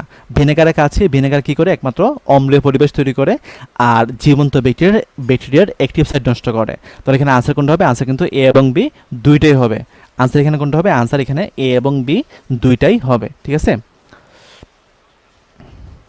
আচ্ছা, ওকে, এখন আসি আমরা যে ভিনেগার তৈরিতে অ্যামোনিয়াম ফসফেটের ভূমিকা কী। সো অ্যামোনিয়াম ফসফেট মানে কী ভাইয়া বলতো? অ্যামোনিয়াম ফসফেট মানে হচ্ছে তোমার NH4 তারপর এখানে কী হবে? PO4 হবে, ঠিক আছে? NH4 তারপর এখানে কী হবে? PO4 হবে। এটাকে বলে আমরা ammonium phosphate. So ammonium phosphate কী করে ভাইয়া বলতো? অ্যামোনিয়াম ফসফেট হচ্ছে তোমার অ্যাসিটোব্যাক্টর যেটা আছে, অ্যাসিটোব্যাক্টর যেটা আছে, অ্যাসিটোব্যাক্টর তার ক্রিয়া বৃদ্ধি করে। অ্যাসিটোব্যাক্টরের ক্রিয়া কী করে? সে বৃদ্ধি করে। আচ্ছা, তুমি আমাকে বলো ভাইয়া যে অ্যাসিটোব্যাক্টর কী করে ভাইয়া বলো তো? অ্যাসিটোব্যাক্টর হচ্ছে তোমার, দাঁড়াও আমি দেখি যে অ্যাসিটোব্যাক্টর কী করে? আমার ইথানল থেকে ইথানোয়িক অ্যাসিড বানায়। আর ইথানোয়িক অ্যাসিড থেকে আমরা কী পাই? ভিনেগার পাই। তো তুমি আমাকে বলো অ্যাসিটোব্যাক্টর যদি ক্রিয়া বৃদ্ধি পায় তার মানে সে কি বেশি বেশি বিক্রিয়া করবে? আমি আবার বলে দেখো, অ্যাসিটোব্যাক্টরের যদি ক্রিয়া বৃদ্ধি পায় তখন কি করবে? সে বেশি বেশি ইথানলকে ইথানোয়িক অ্যাসিডে রূপান্তরিত করবে। আর বেশি বেশি ইথানোয়িক অ্যাসিডে রূপান্তরিত করবে মানে সেখান থেকে আমরা কি পাবো? বেশি বেশি ভিনেগার পাবো। সো তুমি মাথায় রাখবা যে অ্যাসিটোব্যাক্টর যেটা আছে সেইটার ক্রিয়া বৃদ্ধি কে করে? ক্রিয়া বৃদ্ধি করে কিন্তু তোমার অ্যামোনিয়াম ফসফেট কে করে? অ্যামোনিয়াম ফসফেট ক্রিয়া বৃদ্ধি করে। সো অ্যামোনিয়াম ফসফেট ক্রিয়া বৃদ্ধি করার মাধ্যমে বিক্রিয়াটাকে আমরা কি করে? আমার মানে বিক্রিয়াটাকে বৃদ্ধি করে আর কি। তো তখন সেখানে আমরা ইথানল থেকে আমরা বেশি বেশি ইথানোয়িক অ্যাসিড পাই। আর বেশি বেশি ইথানোয়িক অ্যাসিড পাই মানে কি আমরা সেখানে বেশি বেশি ভিনেগার পাই। সো এখানে লিখে দিই আমরা যে এখানে কি লিখছি যে ভিনেগার তৈরিতে অ্যাসিডোব্যাক্টেরিয়া কী করে ক্রিয়া বৃদ্ধি করে। আর অ্যাসিডোব্যাক্টেরিয়া ক্রিয়া বৃদ্ধি করা মানে কি সেখানে কি হবে ভিনেগার বেশি উৎপন্ন হবে। ভিনেগার ভিনেগার বেশি উৎপন্ন হবে, ভিনেগার বেশি উৎপন্ন হবে। ঠিক আছে, আচ্ছা ওকে। তো অ্যামোনিয়াম ফসফেটের এটাই কাজ যে সে কী করে অ্যাসিডোব্যাক্টেরিয়ার ক্রিয়া বৃদ্ধি করে এবং অ্যাসিডোব্যাক্টেরিয়ার ক্রিয়া বৃদ্ধি করার মাধ্যমে আমরা সেখান থেকে বেশি বেশি ভিনেগার পাবো। আচ্ছা ওকে, তো চলো আমরা এখন একটু নেক্সট স্লাইডে ঢুকি। আচ্ছা, তো আমাদের ক্লাসের সময় কতটুকু হয়েছে? মাত্র 45 মিনিট হয়েছে। আচ্ছা, ক্লাস কিন্তু খুবই ছোট। দেখি তো আর কয়টা স্লাইড আছে? আর বেশি স্লাইড কিন্তু নাই। আচ্ছা ওকে ওকে, এখন আমরা দেখি যে মল্ট থেকে ভিনেগার প্রস্তুতিতে ইস্টের বৃদ্ধি সহায়ক হিসেবে যোগ করা হয় কোনটি? দেখো, তো আমি কি বলছিলাম ভাইয়া বলতো, ইস্ট সে কী করে ইস্ট কী করে ভাইয়া বলতো? ইস্ট হচ্ছে তোমার ইনভার্টেজ এবং কী করে ইনভার্টেজ এবং সে কী করে জাইমেস এনজাইম তৈরি করে। মানে ইস্টের সাথে কোনটা সম্পর্কিত সবসময়? ইস্টের সাথে কিন্তু সবসময় সম্পর্কিত হচ্ছে তোমার ইনভার্টেজ এবং জাইমেস। তো আমার এখানের মধ্যে আনসার এখানে কোনটা হবে? আনসার কিন্তু এখানের মধ্যে সি হবে। আনসার এখানে কোনটা হবে? আনসার হবে কিন্তু সি। আচ্ছা, মানে যেখানে তুমি ইস্ট দেখবা সেখানে তুমি কি পাবা? ইনভার্টেজ এবং জাইমেস এনজাইম পাবা। তাহলে দেখো তো ভাই যে আমার ইস্টের মধ্যে কোনটা আমার বৃদ্ধির সহায়ক হিসেবে কাজ করবে? অবশ্যই ইনভার্টেজ এবং জাইমেস এনজাইম। তাহলে এখানে আনসার কোনটা হবে? আনসার কিন্তু এখানের মধ্যে সি হবে। ঠিক আছে, আনসার এখানে কোনটা হবে? আনসার কিন্তু এখানের মধ্যে সি হবে। আচ্ছা ওকে, তো চলো আমরা এখন একটু দেখি যে অধিকাংশ অণুজীবের বংশ বিস্তারের জন্য অনুকূল পিএইচের পরিসর কত। আচ্ছা, তো তোমরা সবাই একটু মাথায় রাখবা যে অধিকাংশ অণুজীবের ক্ষেত্রে বংশবিস্তারের অনুকূল পিএইচ হচ্ছে তোমার 6.5 থেকে 7.5। 6.5 থেকে কীভাবে বলতো? 7.5। এটা একটু সবাই মাথায় রাখবা, ঠিক আছে? আচ্ছা দেখো, আমি বিষয়টা বুঝাই তোমাদেরকে। আমরা যারা ওই যে পিএইচ স্কেলটা পড়ছিলাম, দেখো আমরা সবাই জানি যে অণুজীবগুলো কি, অণুজীব হচ্ছে তোমার অম্লীয় পরিবেশে বাঁচতে পারে না, অম্লীয় অথবা ক্ষারীয় পরিবেশে থাকতে পারে না। সো আমাকে কি করতে হবে? আমাকে প্রশম প্রশম পদ্ধতি নিতে হবে, আগে প্রশম মাধ্যমে নিতে হবে। সো দেখো ভাইয়া যে 3.5 থেকে 4.5 এটা কি আমার অম্লীয়, 4.5 থেকে 5.5 এটাও কিন্তু অম্লীয়, 5.5 থেকে 6.5 এটাও কিন্তু অম্লীয়, আবার দেখো 6.5 থেকে 7.5 এটা কিন্তু একদম প্রশমন বিন্দুর কাছাকাছি। সো আমরা যদি প্রশমন মাধ্যম রাখি তখন কিন্তু আমার অণুজীব যেগুলো আছে সেগুলো কিন্তু বংশ বিস্তার করতে পারে। তোমরা কি পি স্কেল সম্পর্কে তোমাদের কি আইডিয়া আছে? দেখো আমরা কিন্তু পড়ছিলাম যে রাসায়নিক পরিবর্তন চ্যাপ্টারে যে আমরা একটা পি স্কেল নিলাম। পি স্কেলের মধ্যে কি থাকে? 0 থেকে 14 পর্যন্ত থাকে, তাই না? আর এখানে একটা মাঝখানে একটা পয়েন্ট থাকে, সেটা হচ্ছে তোমার 7। ওকে, তো 7টাকে আমরা কি বলি? 7টাকে আমরা বলি প্রশম বিন্দু। 7টাকে আমরা বলি প্রশম বিন্দু। তো আমার পিএইচ এর মানটা 7 থেকে যত কমবে সেটা কি হবে? তত অম্লীয় হবে। 7 থেকে যত বাড়বে তখন সেটা কি হবে? সেটা তত ক্ষারীয় হবে। সো আমরা জানি যে অম্লীয় অথবা ক্ষারীয় পরিবেশের মধ্যে আমার অণুজীবগুলো বংশ বিস্তার করতে পারে না। তাহলে কোথায় বংশ বিস্তার করতে পারে? অবশ্যই প্রশম মাধ্যমে। সো প্রশম মাধ্যমে যে আমার পিএইচটা আছে, দেখো এখানে কোন রেঞ্জটা মোটামুটি ম্যাচ করে? অবশ্যই আমার 6.5 থেকে 7.5। দেখো আমার এই এটাকে ধরলাম আমি 6.5, আমি এই পয়েন্টটাকে ধরলাম আমি 6.5, আর এটাকে ধরলাম আমি 7.5। মোটামুটি আমার এই যে রেঞ্জটা আছে, এই রেঞ্জটা কিন্তু আমার মোটামুটি প্রশম যে মাধ্যম বা প্রশম বিন্দু সেটাকে মোটামুটি সে ইন্ডিকেট করে। তাহলে এখানে আনসার কোনটা হবে? আনসার কিন্তু এখানের মধ্যে আমার ডি হবে। আনসার এখানে কোনটা হবে? আনসার এখানের মধ্যে ডি হবে। ঠিক আছে, তো আশা করি সবাই একটু বুঝতে পারছে আর কি। আচ্ছা ওকে ওকে, এখন এসে আমরা যে অঙ্কুরিত বার্লি হতে প্রস্তুতকৃত ভিনেগার কোনটি? তো তুমি মাথায় রাখবা যে যেখানেই অঙ্কুরিত বার্লি আছে সেখান থেকে আমরা একমাত্র মল্ট ভিনেগার পাবো। কী পাবো আমরা? সেখানের মধ্যে আমরা পাবো মল্ট ভিনেগার। যেখানেই অঙ্কুরিত বার্লি সেখান থেকে আমরা কী পাবো? মল্ট ভিনেগার পাবো। তাহলে এখানে দেখো তো আনসার কোনটা হবে? আনসার কিন্তু এখানের মধ্যে সি হবে। আনসার এখানে কোনটা পাবো? আমরা আনসার পাবো এখানের মধ্যে সি। ঠিক আছে, ওকে ওকে। আচ্ছা, এখন আসি আমার টয়লেট ক্লিনার যেটা আছে, দাঁড়াও এখানে কি আমি হ্যাঁ ঠিক আছে আজকে। তো টয়লেট ক্লিনারের মূল উপাদান কি এটা একটু মাথায় রাখবা, যদি আমাদের শর্ট সিলেবাসে নাই বাট পরীক্ষার জন্য বেশি ইম্পর্টেন্ট, যে টয়লেট ক্লিনার যেটা আছে তার মূল উপাদান হচ্ছে তোমার সোডিয়াম হাইড্রোক্সাইড। এটা একটু সবাই মাথায় রাখবা যে টয়লেট ক্লিনার যেটা আছে তার মূল উপাদান হচ্ছে তোমার সোডিয়াম হাইড্রোক্সাইড। এটা কিন্তু আমাদের শর্ট সিলেবাসের বাইরে, বাট তাও পরীক্ষার জন্য এটা বেশি বেশি ইম্পর্টেন্ট, এই জন্য আমি এটাকে স্লাইডে রাখছি আর কি। যে সোডিয়াম হাইড্রোক্সাইড কি, সোডিয়াম হাইড্রোক্সাইড হচ্ছে তোমার টয়লেট ক্লিনারের মূল উপাদান। ওকে, আচ্ছা এখন আসি আমরা যে স্টার্চ থেকে, মানে আলুতে কি থাকে, স্টার্চ থাকে, তো স্টার্চ থেকে আমরা কিভাবে ভিনেগার বানাতে পারি। সো আমরা চলো একটু প্রসেসটা একটু লিখে দিই, তো এখান থেকে মোটামুটি আমরা অনেক কিছু কোয়েশ্চেন সলভ করতে পারবো আর কি।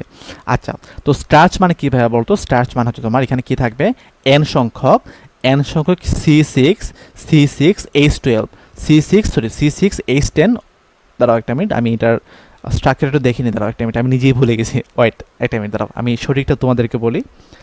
এটা হচ্ছে তোমার C6H12O6 O5 খুব সম্ভবত, দাঁড়াও তাও আমি একটু দেখি, একটা মিনিট দাঁড়াও, একটা মিনিট।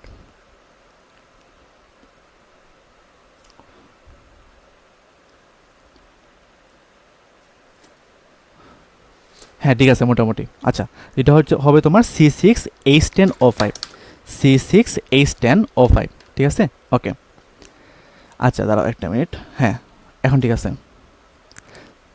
তো C6H10O5, সো আমি যখন n সংখ্যক এটার মধ্যে আমি যখন n সংখ্যক পানি দিব, আমি n সংখ্যক পানি দেব এবং এখানের মধ্যে যখন আমি ডায়াস্টেজ এনজাইম দেব, কী দেবো আমরা যখন এখানের মধ্যে ডায়াস্টেজ এনজাইম দেব, ডায়াস্টেজ এনজাইম দেব, তখন সেখানে কি হবে, তখন সেখানের মধ্যে আমার মোল্টোজ উৎপন্ন হবে। কি হবে, সেখানের মধ্যে আমার মোল্টোজ উৎপন্ন হবে। সো মোল্টোজের সংকেত কি, মোল্টোজের সংকেত কিন্তু একদম হুবহু সুক্রোজের সংকেতের মতো। তো সুক্রোজের সংকেত কী ছিল, যে C12H22O11 ছিল। এটা কীভাবে বলতো, এটা হচ্ছে তোমার এখানে মোল্টোজ উৎপন্ন হয়েছে। কি উৎপন্ন হয়েছে, এখানে মোল্টোজ উৎপন্ন হয়েছে। আচ্ছা কি বলছি ভাইয়া বলতো, যে আমি n সংখ্যক স্টার্চের মধ্যে যখন আমি n সংখ্যক পানি দেব এবং আমি যখন প্রভাবক হিসেবে এখানে ডায়াস্টেজ এনজাইম দেব, তখন সেখানে কি উৎপন্ন হবে, তখন সেখানে কিন্তু আমার মোল্টোজ এনজাইম উৎপন্ন হবে। কি উৎপন্ন হবে, মোল্টোজ এনজাইম উৎপন্ন হবে।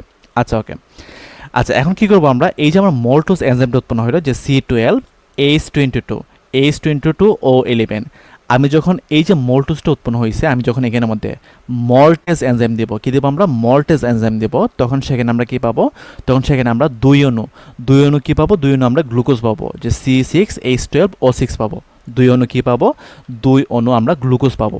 আচ্ছা ওকে, আমি এখানে লিখে দিই গ্লুকোজ। ওকে, এখন এই যে গ্লুকোজ আছে ঠিক আগের মতো, যে আমরা কী করবো, এখন আমরা যে এই যে গ্লুকোজ আছে, এই গ্লুকোজের মধ্যে কী দেবো আমরা, গ্লুকোজের মধ্যে কী দেবো আমরা, জাইমেজ এনজাইম দেবো, মানে আগেরটার মতো একদম সেম টু সেম। তো জাইমেজ এনজাইম যখন দেবো, তখন সেখান থেকে কী হবে, তখন সেখান থেকে আমার দুই কার্বন বিশিষ্ট কী হবে, দাঁড়াও একটা মিনিট, হ্যাঁ দুই কার্বন বিশিষ্ট কী হবে, দুই কার্বন বিশিষ্ট আমার অ্যালকোহল উৎপন্ন হবে, দুই কার্বন বিশিষ্ট অ্যালকোহল উৎপন্ন হবে। ওকে আচ্ছা, এখন এই যে আমার অ্যালকোহলটা উৎপন্ন হয়েছে দুই কার্বন বিশিষ্ট, এই দুই কার্বন বিশিষ্ট অ্যালকোহলের মধ্যে যখন আমরা ঠিক একইভাবে অ্যাসিটোব্যাক্টর আমরা যখন দেব, তখন সেখানে কি হবে, তো তখন সেখানে মধ্যে আমার ইথানোয়িক অ্যাসিড উৎপন্ন হবে। কি উৎপন্ন হবে, তখন সেখানে আমার ইথানোয়িক অ্যাসিড উৎপন্ন হবে, CH3COOH উৎপন্ন হবে। আচ্ছা, তো যখন আমার ইথানোয়িক অ্যাসিড উৎপন্ন হবে, তখন এই যে অ্যাসিডটা উৎপন্ন হইলো, এইটার যদি আমরা 6 থেকে 10% জলীয় দ্রবণ নেই, তখন সেটাকে আমরা কী বলবো, তখন সেটাকে আমরা বলবো যে ভিনেগার, তখন সেটাকে আমরা কী বলবো, সেটাকে আমরা বলবো ভিনেগার বলবো। ঠিক আছে, আচ্ছা ওকে। তো এটা ছিল আমাদের স্টার্চ থেকে ভিনেগার প্রস্তুতির স্টেপ আর কি। আচ্ছা, সেকেন্ড লাইনে কোন যে মল্টেজ, দেখো এটা কি, মোল্টোজ উৎপন্ন হয়েছে। সো মোল্টোজকে ভাঙতে আমাদের কি নিতে হবে, অবশ্যই মল্টেজ এনজাইম নিতে হবে। আচ্ছা ওকে, আচ্ছা দেখো এখন কি বলছে, যে স্টার্চকে মোল্টোজে পরিণত করতে নিচের কোন এনজাইমটি ব্যবহৃত হয়। দেখো এটা কিন্তু আমার রিসেন্ট পরীক্ষাতে আসে, এগ্রি 24-25 সালে আসে। তাহলে তুমি আমাকে বলো, এই যে স্টার্চ আছে, এই স্টার্চকে যদি আমরা ডায়াস্টেজ এনজাইম দিই, তখনই কি সেখানে কি আমার মোল্টোজ উৎপন্ন হয় না। সো আমরা যদি স্টার্চের মধ্যে মোল্টোজ এনজাইম দিই, সরি ওয়েট দাঁড়াও একটা মিনিট, হ্যাঁ, আমরা যদি স্টার্চের মধ্যে ডায়াস্টেজ এনজাইম দেই, দেখো স্টার্চের মধ্যে যদি আমরা ডায়াস্টেজ এনজাইম দিই তখন সেখান থেকে কী হয়, মল্টোজ উৎপন্ন হয়। তো দেখো যে স্টার্চের মধ্যে যদি আমরা এখানে ডায়াস্টেজ এনজাইম দেই তখন সেখানে কী হবে, তখন সেখানে আমার মল্টোজ উৎপন্ন হবে। তো এখানে আনসার কোনটা হবে, আনসার কিন্তু এখানের মধ্যে আমার ডি হবে। আনসার কোনটা হবে, আনসার এখানের মধ্যে ডি হবে, এই বি না ডি হবে। আচ্ছা ওকে। আচ্ছা এখন দেখো কি বলছে যে নিচের কোনটি থেকে ভিনেগার প্রস্তুতি অপেক্ষাকৃত সহজ। আচ্ছা দেখো, সো দেখো আলু, আলু মানে কি ভাইয়া বলতো, আলু মানে হচ্ছে তোমার স্টার্চ। আলু মানে কি, আলু মানে হচ্ছে তোমার স্টার্চ। ওকে, এখন তুমি আমাকে বলো তো ভাইয়া যে আমি স্টার্চ থেকে যখন আমি ভিনেগার বানাই তখন আমাকে কয়টার প্রসেসের মধ্যে যেতে হয়, একটা, দুইটা, তিনটা, চারটা। আমি যখন আলু থেকে ভিনেগার বানাবো তখন সেখানে আমার কয়টা স্টেপে যেতে হবে, চারটা স্টেপে যেতে হবে। কয়টা স্টেপে, চারটা স্টেপে যেতে হবে। আচ্ছা খেজুরের রস, তো খেজুরের রস মানে কি ভাইয়া বলতো, দেখো তো আমরা ওই যে আগেরটা দেখি, দাঁড়াও একটা মিনিট, দেখো যে খেজুর রস, দেখো খেজুর রস মানে কী ভাবে বলতো, চিনি থাকবে। সো আমি যখন খেজুরের রস থেকে যখন আমি ভিনেগার বানাবো তখন আমাকে কয়টা স্টেপে যেতে হবে, একটা, দুইটা, তিনটা, তিনটা স্টেপে যেতে হবে। কয়টা স্টেপে যেতে হবে, আমাকে এখানে তিনটা স্টেপে যেতে হবে। সো আমি এখানে লিখে দিই যে আমি যখন খেজুর রস থেকে বানাবো তখন আমাকে সেখানে তিনটা স্টেপে যেতে হয় ভিনেগার বানাইতে। এখন হচ্ছে আমরা ইথানল, দেখো ভাইয়া যে আমার ইথানল যেটা আছে, দেখো তো ভাইয়া যে আমার ইথানল যেটা আছে, ইথানল থেকে যদি আমি ভিনেগার বানাই তখন আমাকে কয়টা প্রসেসে যেতে হবে, তখন কিন্তু আমাকে একটা প্রসেসে যেতে হবে। সো এখানে কয়টা স্টেপ হবে, এখানে কিন্তু আমার একটা স্টেপ হবে। কয়টা স্টেপ হবে, একটা স্টেপ হবে। আবার দেখো যে আমি যদি গ্লুকোজ যেটা আছে, গ্লুকোজ থেকে যদি আমি ভিনেগার পাইতে চাই তখন আমাকে কয়টা স্টেপে যাইতে হবে, তখন কিন্তু আমাকে দুইটা স্টেপে যাইতে হবে। সো আমি এখানে লিখে দিই, দুইটা স্টেপ লিখে দিই। ওকে, এখন তুমি আমাকে বলো ভাইয়া যে আমার চারটা স্টেপে ভিনেগার প্রস্তুতি করতে বেশি সহজ হবে নাকি একটা স্টেপে ভিনেগার প্রস্তুতি বেশি সহজ হবে? অবশ্যই আমার একটা স্টেপে ভিনেগার বানানো বেশি সহজ হবে। সো আমার এখানে আনসার কোনটা হবে, আনসার কিন্তু এখানের মধ্যে আমার সি হবে। আনসার এখানে কোনটা হবে, আনসার এখানের মধ্যে সি হবে। আমি আবার বলি, দেখো যে আমি আলু থেকে কী বানাবো, ভিনেগার বানাবো। তাহলে দেখো যে আমার এখানে কি আছে, স্টার্চ মানে আলু, আলু আছে। সো আমি আলু থেকে যখন আমি ভিনেগার বানাই তখন আমাকে কয়টা স্টেপে যেতে হয়েছে, একটা, দুইটা, তিনটা, চারটা, চারটা স্টেপে যাওয়া লাগছে। আলু থেকে যখন আমি ভিনেগার বানিয়েছি তখন আমাকে চারটা স্টেপে যাওয়া লাগছে। খেজুর রস, দেখো যে আমি যখন খেজুর রস থেকে গেছি, দেখো দাঁড়াও একটা মিনিট, যে আমি যখন খেজুর রস থেকে বানাইছি, দেখো যে খেজুর রস হচ্ছে তোমার এটা। সো খেজুর রস থেকে যখন আমি ভিনেগার বানিয়েছি তখন আমাকে একটা, দুইটা, মানে একটা, দুইটা, তিনটা, আমার তিনটা স্টেপ লাগছে। আবার যখন আমি গ্লুকোজ থেকে আমি ভিনেগার বানিয়েছি তখন আমাকে কয়টা স্টেপে যাওয়া লাগছে, একটা, দুইটা স্টেপে যাওয়া লাগছে। আবার যখন আমি ইথানল থেকে আমি ভিনেগার বানিয়েছি তখন আমাকে জাস্ট একটা স্টেপে যাওয়া লাগছে। তো সবচেয়ে ইজি কোনটা হবে, আমি যেহেতু অ্যালকোহলের মধ্যে এক স্টেপের মাধ্যমে আমি ভিনেগার পেয়ে যাচ্ছি, সো আমার এক স্টেপ কি বেশি সহজ হবে। সো যেহেতু এক স্টেপটা বেশি সহজ হবে তাহলে এখানে আনসার কোনটা হবে, আনসার কিন্তু এখানে মধ্যে আমার ওয়ান স্টেপ হবে। দাঁড়াও এখানে কোনটা হবে, আনসার কিন্তু এখানে আমাদের সি হবে। মানে ইথানল থেকে আমরা এক স্টেপের মাধ্যমে ভিনেগার পেয়ে যাই, তাহলে এখানে আনসার কোনটা হবে, আনসার কিন্তু এখানে আমাদের সি হবে। আচ্ছা ওকে ওকে ওকে, ঠিক আছে। এখন এখানে কি লিখছে যে দুধ কি, তো তোমরা সবাই একটু মাথায় রাখবা যে দুধ হচ্ছে একটি ইমালশন। দুধ কি, দুধ হচ্ছে তোমার ইমালশন, ঠিক আছে। আচ্ছা, আর এখানে কি লিখছে যে টেলকম পাউডার। সো টেলকম পাউডারের মূল উপাদান হচ্ছে তোমার টেলক। টেলকম পাউডারের মূল উপাদান কি, টেলকম পাউডারের মূল উপাদান হচ্ছে তোমার টেলক। টেলক, আচ্ছা তো টেলকের সংকেত কীভাবে বলতো, টেলকের সংকেত হচ্ছে তোমার এইটা, যে আমি লাস্টে যে জিনিস লিখছি এটা হচ্ছে তোমার টেলকের সংকেত। এটা হচ্ছে তোমার টেলকের সংকেত। তাহলে এখানে আনসার কোনটা হবে, আনসার কিন্তু আমার এইটা হবে। এখানে কিন্তু অপশন নাই, তো তোমরা এখানে কমেন্টে অপশন বলতে পারবা না আর কি। আচ্ছা ওকে, আচ্ছা ওকে, তার মানে এখানে আমার আনসার কোনটা হবে, আনসার কিন্তু এখানে আমাদের মানে 4 নাম্বারটা হবে আর কি, ডি নাম্বারটা হবে।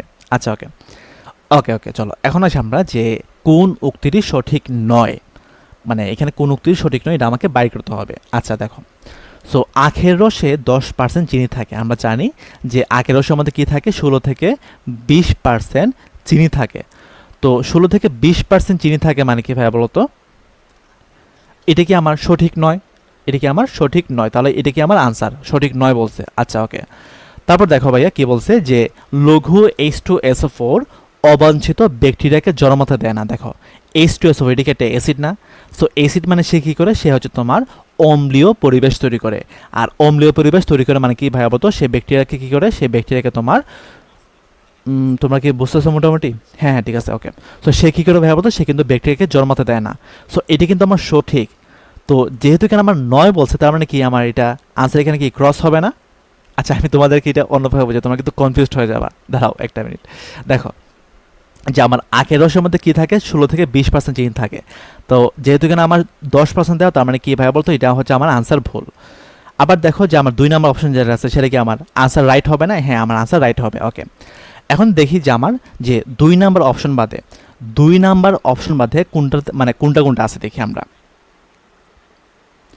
2 নম্বর অপশন বাদে দেখি আমরা কোনটা কোনটা আছে। দেখো তো ভাইয়া যে আমার এটা এখানে কিন্তু 2 নম্বর অপশন আছে, তার মানে কি ভাই বলতো, এটা আমার আনসার হবে না। এখানে দেখো ভাইয়া যে আমার এখানে কিন্তু 2 নম্বর অপশন আছে, তার মানে এটা কিন্তু আনসার হবে না। এখানে 2 নম্বর অপশন আছে, তার মানে এটাও কিন্তু আনসার হবে না। তাহলে এখানে আনসার কোনটা হবে? আনসার কিন্তু একমাত্র বি হবে। দেখো কি বলছে যে কোন উক্তিগুলো সঠিক নয়। সো দেখো ভাইয়া যে আমার এটা কি ভাই বলতো, আখের রসে 10% চিনি থাকে, সো এটা কিন্তু আমার সঠিক নয়। বা 2 নম্বর যেটা আছে, 2 নম্বর কিন্তু আমার সঠিক, বাট আমার প্রশ্ন এসেছে সঠিক নয় কোনটি। তো সঠিক নয় কোনটি কোনটি হবে ভাইয়া বলতো, যে আমার 2 নম্বর বাদে বাকি যেগুলো আছে, মানে 2 নম্বর বাদে যে অপশনগুলো আছে সেগুলো কি আমার সঠিক হবে। সো দেখো তো যে আমার এখানে 2 নম্বর অপশন আছে, তার মানে কি ভাই বলতো, এটা আমার সঠিক নয় হবে। আচ্ছা আচ্ছা ঠিক আছে, তাহলে এখানে আনসার কোনটা হবে ভাইয়া বলতো? আনসার হবে তোমার বি, মানে আমার 1, 3 এবং 4 নাম্বার যেটা আছে সেগুলো কিন্তু আমার সঠিক নয়, 2 নাম্বারটা কিন্তু সঠিক। ওকে,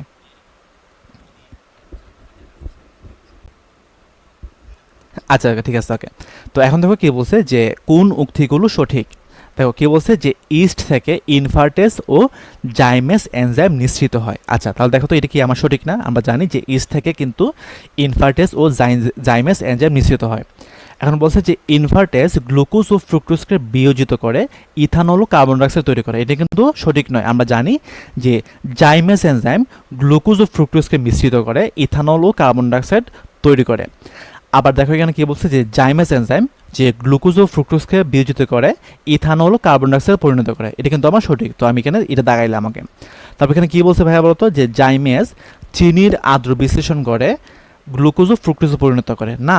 জাইমাস কি করে ভাইয়া বলতো? জাইমাস হচ্ছে তোমার গ্লুকোজ এবং ফ্রুক্টোজের মিশ্রণকে আদ্র বিশ্লেষিত করে সে কি করে অ্যালকোহল তৈরি করে। সো আমার এটা কিন্তু কারেক্ট না। তাহলে এখানে আনসার কোনটা হবে? 1 এবং 3 আনসার হবে। সো 1 এবং 3 কোথায় আছে? আমার ডি নাম্বারে আছে। তাহলে এখানে আনসার কোনটা হবে? আনসার কিন্তু এখানে আমাদের ডি হবে। আনসার এখানে কোনটা হবে? আনসার এখানে আমাদের ডি হবে। ঠিক আছে, তো সবাই কি বুঝছো? তোমরা অনেকে মনে হয় আগের প্রশ্নটা বুঝো নাই, আমি আবার বলি দেখো। হ্যাঁ, কোথায় গেল এটা? হ্যাঁ, এটা দেখো যে এখানে আমার কি বলছিল যে কোনটি সঠিক নয় বলছিল। সো যেহেতু আমার 2 নম্বর অপশনটা সঠিক, তাহলে দেখতে হবে যে আমার এই অপশনটা বাদে, মানে এই অপশনটা বাদে আমার অপশনের মধ্যে কোন কোনগুলো আছে। সো এখানে আমার 2 নম্বর আছে, মানে এটা কি আমার সঠিক, মানে এটা আমার আনসার হবে না। এখানে 2 নাম্বার আছে, এটা আনসার হবে না। এখানে 2 নাম্বার আছে, এটা আনসার হবে না। সো আমার একমাত্র বি নাম্বারের মধ্যে 2 নাম্বারটা নাই, তাহলে এটা আনসার হবে, যেহেতু আমার এখানে সঠিক নয় বলছে। আচ্ছা ওকে, তো আজকের ক্লাসটা আমার এতটুকু পর্যন্ত ছিল, মানে আজকে আমাদের সবচেয়ে শর্টেস্ট ক্লাসটা আর কি। মানে আমার মনে হয় না এর চেয়ে শর্ট আমরা কখনো ক্লাস করছি। এর আগের ক্লাসগুলো ম্যাক্সিমাম ক্লাসগুলো হচ্ছে তোমার 2 ঘন্টা, 1.5 ঘন্টা, 1 ঘন্টা 40 মিনিট করে করছি। তো তোমাদের অনুভূতি কেমন? ক্লাসটা শেষ করে তোমাদের অনুভূতি কেমন একটু জানাও তো আমাকে। আমি একটু ওয়েবসাইটের কমেন্টগুলো একটু দেখি। শাকিল ভাই কি আছেন?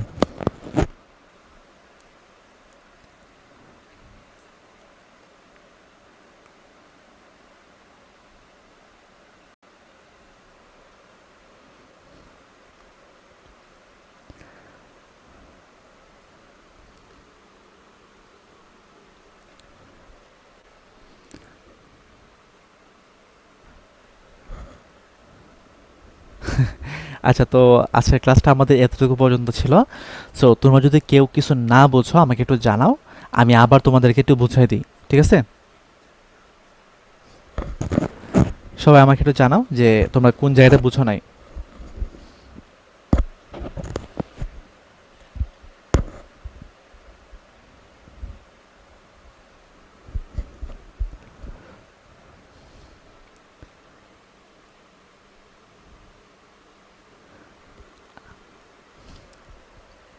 তো আমরা ক্লাসটা শেষ করে দিই তাহলে। মানে আমি আজকের ক্লাসের মধ্যে মানে শর্ট সিলেবাস থেকে আসার মতো যা যা আছে সবগুলো মোটামুটি কভার করে দিছি।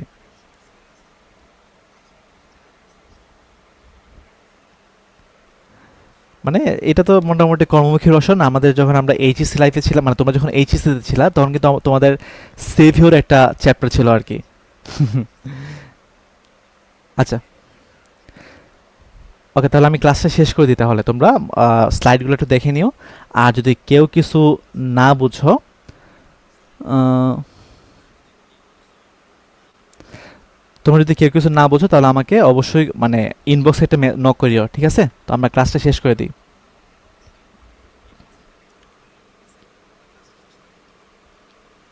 আচ্ছা,